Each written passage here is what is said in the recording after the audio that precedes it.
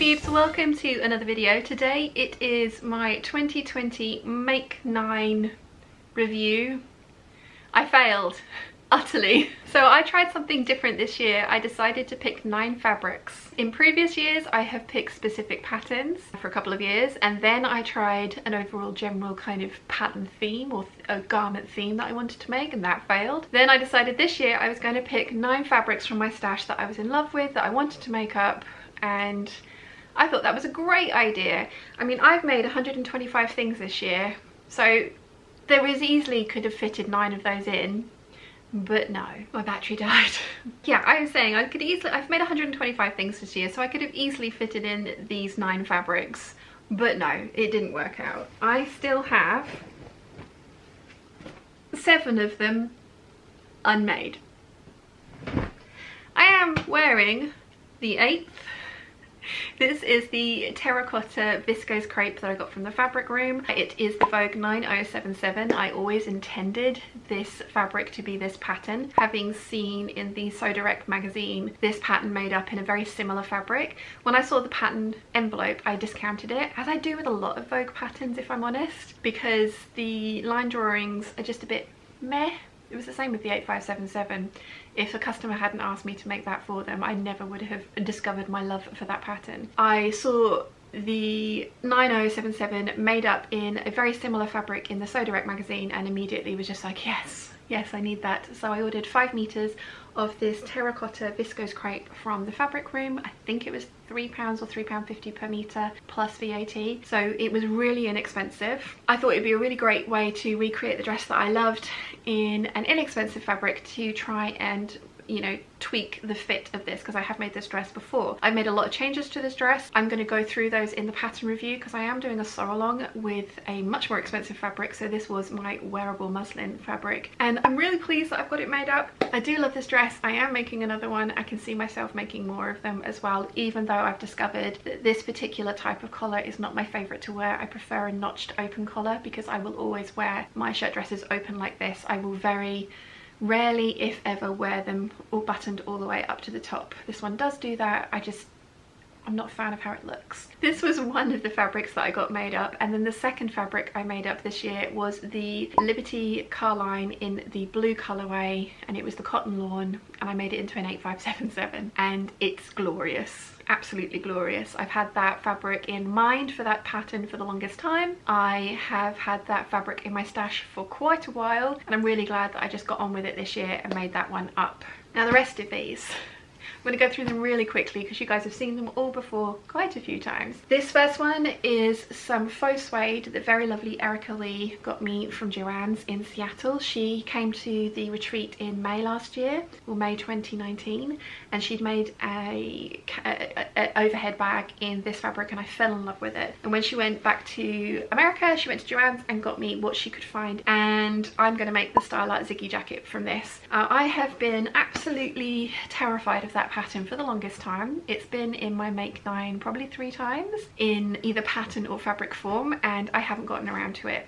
But I have just spent this last December making quite a few coats. 3 coats and 1 jacket. I'm feeling a lot more confident, so I feel like I'm going to give the Ziggy jacket a go next year, but I didn't get around to it this year. Next we have this beautiful viscose with the kitty cats all over it. This was supposed to be a top. I tried making tops this year. I had like 4 fails in one go, and it kind of just put me off, and so I haven't really made tops, and I just need to get out of that funk and make them. But it was either going to be the Josie or the Evelyn blouse from Experimental Space, and it's still going to be that at some point. Then we have this textured chiffon, which I got on the Gold Hawk Road. I think there's more of an excuse for me not making this one up. This was going to be a dress for the gala dinners for the sewing retreats this year, and obviously they didn't happen, and I had no need for an evening gown. It's kind of understandable this one didn't get made up, but I just,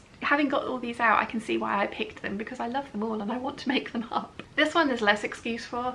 It's the Brushed Cotton by Robert Kaufman. It was going to be the Deer and Doe Bruyere shirt. I waffled on about how I was going to tweak the fit of that, because I prefer collars with collar stands if I have to have a collar like this, although I can see myself substituting in a completely different notched collar type thing for this fabric, but yeah, I just didn't get around to it. Then we have the stripy goldfish viscose that I got from thefabric.com. Now, I fully intended to make this up this year. I was chatting to some of you guys, it was in one of my fabric hauls, and I was going to make the Butterick 6554 wrap dress out of it because I wanted a dress out of this.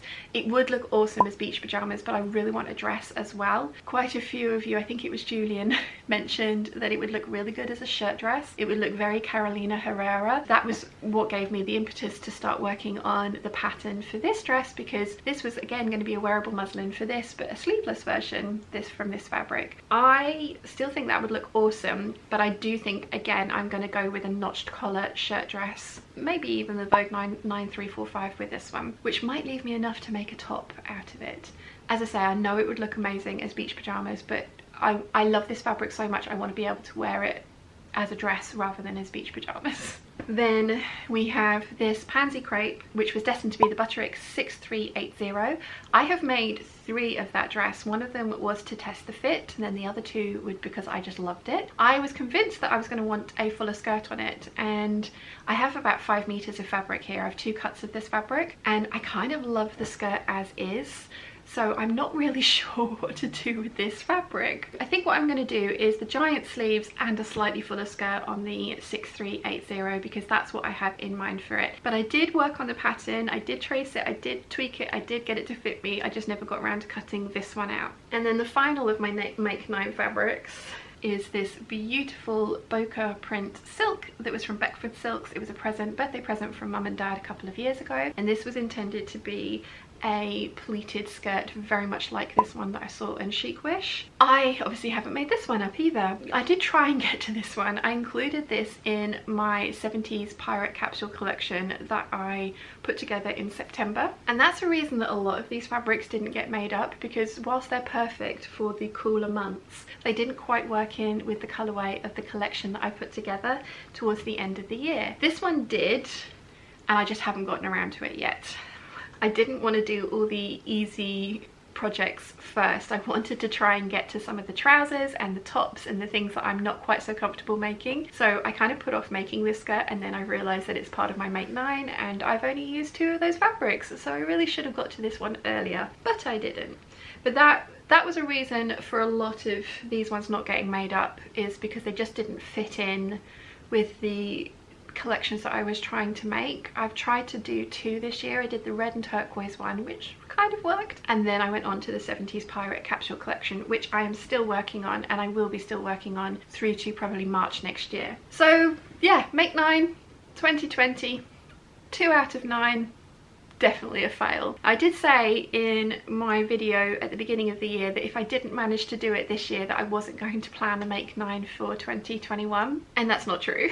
I love the planning process. I really enjoy it, so I've kind of decided that I am going to do Make 9 2021, and I'm going to try and give myself a fighting chance this time. And I really enjoy working in collections of fabrics that go together. So what I'm going to pick out of my stash this year is fabrics again, 9 fabrics, but they're going to be a cohesive collection of colours and prints that all go together. And I have a plan for, it's going to be my April fabric haul video.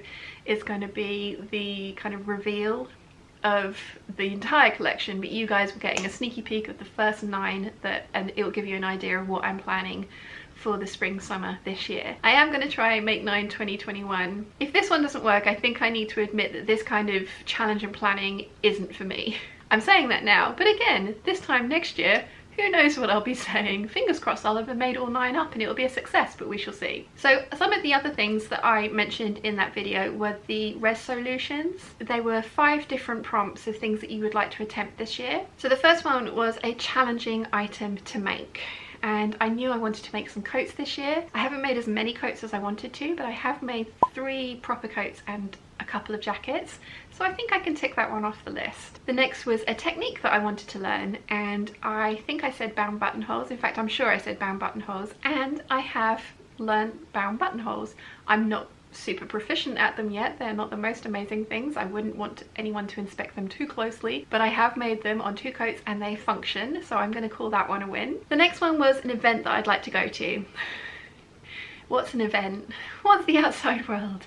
I said that I would like to go to something at the new craft house, and I fully stand by that, and I would love to go to a party at the new craft house when that is an option. Then the next question was shops to visit, and I mentioned that I would like to go to Truro Fabrics in Truro, and I'd like to go to Guthrie & Ghani in Moseley, and I haven't done either of those things for obvious reasons. Hopefully at some point in the future I will get to tick those 2 shops off my destinations that I visited. I'm looking forward to actually getting to stroke fabric again in real life. I mean, I'm dreaming about the next time that I get to go to the Goldhawk Road. I mean, I haven't stopped fabric shopping. Sherwood Fabrics have done very well out of me this year, but yeah, I would like to go back to the Goldhawk Road. And then the last one on the ReSEWlutions list was a change to make, and I struggled with this one because I like being overly ambitious. I like the kind of way I work, but one of the things that I did say that I wanted to change was my time management. I've kind of worked on that, but not really. But again,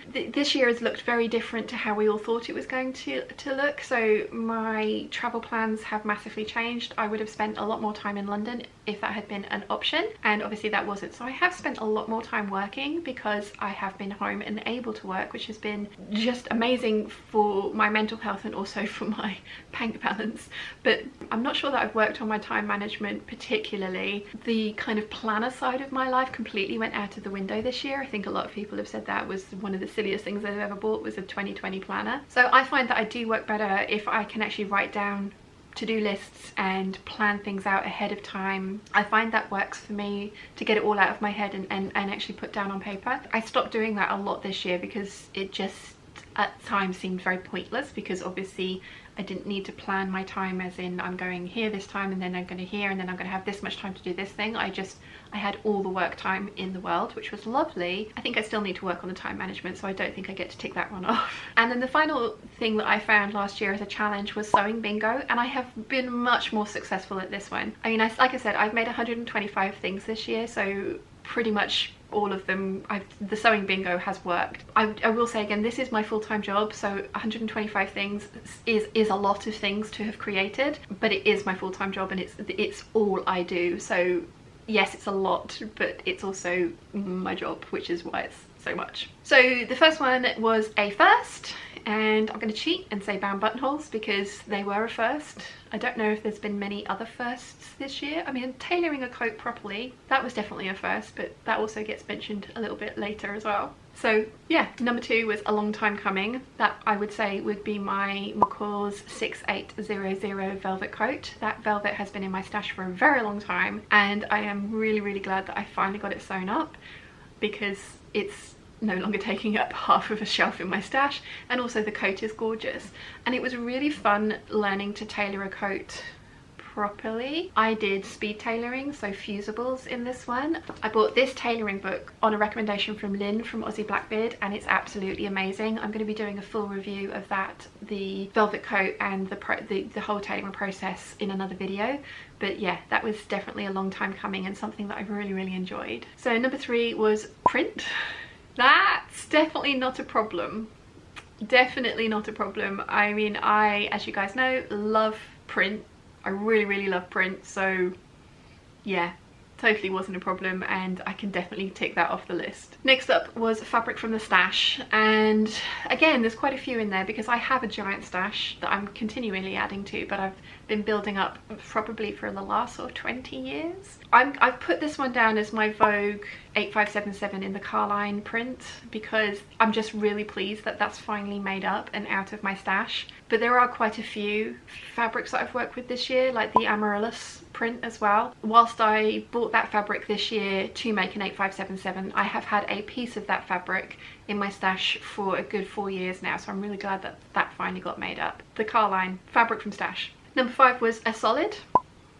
I'm wearing it. I haven't made many solid pieces this year, but I have made more than I usually would. Majority of them were t-shirts, quite a few skirts. I think this might be the only solid dress that I've made. I love this colour, I love this dress, so I'm really pleased that it's finally made up. And as I say, it was one of the 2 fabrics that I did from the Nate 9. Number 6 was a more involved make. I have quite a few of those on the list to this year. This one could definitely be classed as that. Putting in these continuous laps on the sleeves. I've done that on a few sleeves now, and that was a learning curve. The princess coats were definitely a more involved make. There's quite a few more involved, and it's been really fun kind of biting off larger chunks of things to work on rather than all the very easy dresses. Although it's been very nice to make some very easy projects as well when I have lost my sojo, which happened a few times this year. Number 7 is quick and easy. I think we can safely say all of my knit makes, especially the t-shirts. Some of the knit dresses were way more involved, and I really like those knit dresses, but I do need to tweak the fit on those. The viscose jersey works beautifully for the twirl, but it's too drapey for the understructure of it, so I need to put in a cotton jersey underneath and then the viscose on the top, and I think that's going to work really well. I have plans to make more of those dresses, but yeah, quick and easy was definitely the t-shirts and the knit projects, the pajamas, the jumpers, those kind of things. Number 8 was a repeat, and I'm going to say my Deer and Doe Lupin jacket. As I've mentioned, I think I've made 4 or 5 of those. I love that pattern. I think it's gorgeous. I now have 2 in my stash. I have my pink parrot one, and then the repeat was the one that I made in this sweet potato twill that I got from fabric.com. And then the final one was pattern from the stash, and again I have an enormous pattern collection that I have been building up over at least the last 15 years.